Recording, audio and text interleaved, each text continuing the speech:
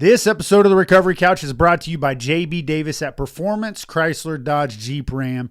For integrity, service, and unbeatable deals, ask for JB in Centerville and tell them the Recovery Couch sent you.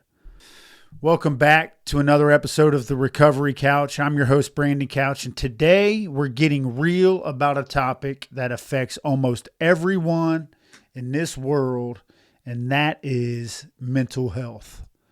Specifically, triggers, trauma, and the truth. So let me start by saying this. Your reactions to things, they make sense, even if they don't always make sense to you in the moment. Because when you've been through trauma, your body remembers things that your mind tries to forget.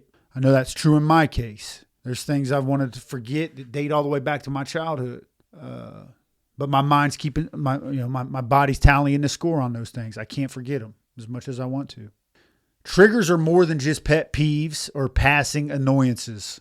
They're emotional landmines, reminders of pain, fear, and loss. They can come through a smell. They can come through a song, a tone of voice, a certain look, a certain book, and suddenly you're back in a place you worked so hard to leave. Ever snapped at someone and thought, where did that come from? You ever shut down completely and couldn't explain why? That's the setup.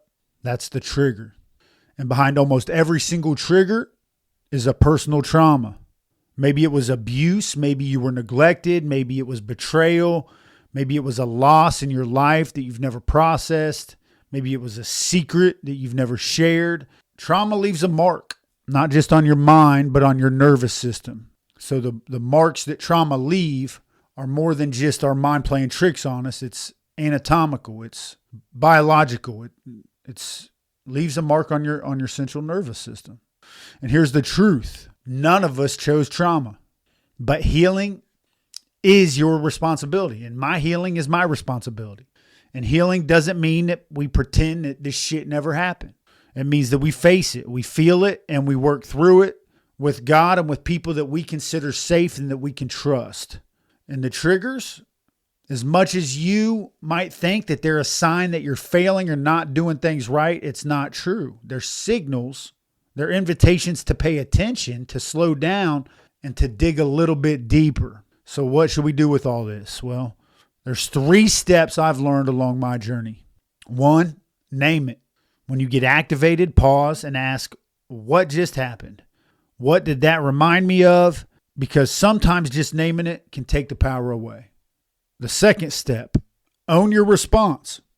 If your response is anger, own it. You don't have to own the trigger. If somebody else triggered you, that's on them, but you have to own the response. You may not control what sets you off, but you can choose what to do next. Walk away, breathe, pray, call someone. Don't let the trigger win. And then the 3rd step is to invite God into the wound, not just a behavior. Ask him to show you where it started, because healing happens when we let him into the root, not just the surface reaction. You are not your trauma. You are not your triggers. You are not stuck in your past. There is freedom, there is healing, and there is hope, even when you feel like you're back in the same old pain. You just have to tell the truth about where it hurts. This is the Recovery Couch. I'm Brandon Couch, and if this episode speaks to you in any way, share it with someone that's carrying some hidden pain. Next up in episode 4, we're going to talk about something the church doesn't always get right. Forgiving the unforgivable, including yourself. Please don't miss it. You're not alone, and you're not too far gone.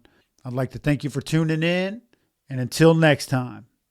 This episode of the Recovery Couch comes from Greg Swartz at Remax Victory and Affiliates. Whether you're buying or selling, Greg brings heart, hustle, and honesty to every deal. Call Greg today at 937-477-8975.